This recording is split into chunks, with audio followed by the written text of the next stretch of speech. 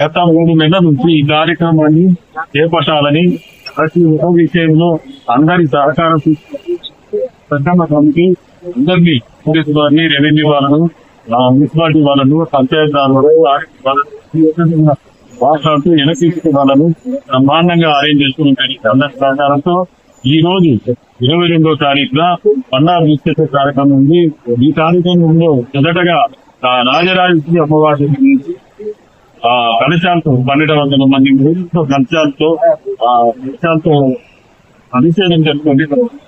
ఈ ప్రోగ్రాం అయిపోతుంది. సాయంత్రం 4 గంటలకు గమ్మాన్ని నిర్మించి తీసుకొచ్చిన బండారును తీసుకురావాలంటే గ్రామ ప్రజలందరూ కలిసి పెన్నా నదిలో పోయి అక్కడి నుంచి పూజిస్తా బండారం తీసుకొచ్చి ధనలక్ష్మి నిన్నామాకు కన్యకాపతి అమ్మావంగా ఉండేదిగా కోనేరమ్మ చెట్టుకు కట్టడం జరుగుతుంది.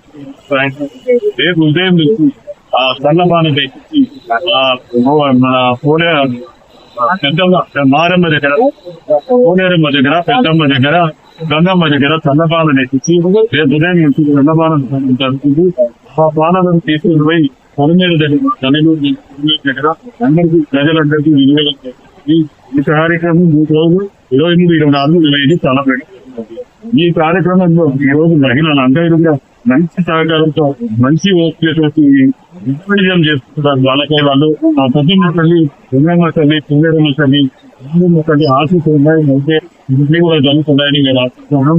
అలాగే 2 కార్యక్రమం 28వ తేదీ పెద్దమ్మ ఇస్తా, 1వ తేదీ పెద్దమ్మ ముందానికి ఇస్తా. సాయంత్రం 12 రాత్రి 12 పెద్దమ్మలో ఇన్ని విధాలు మీ దాంట్లో అందజేయాలని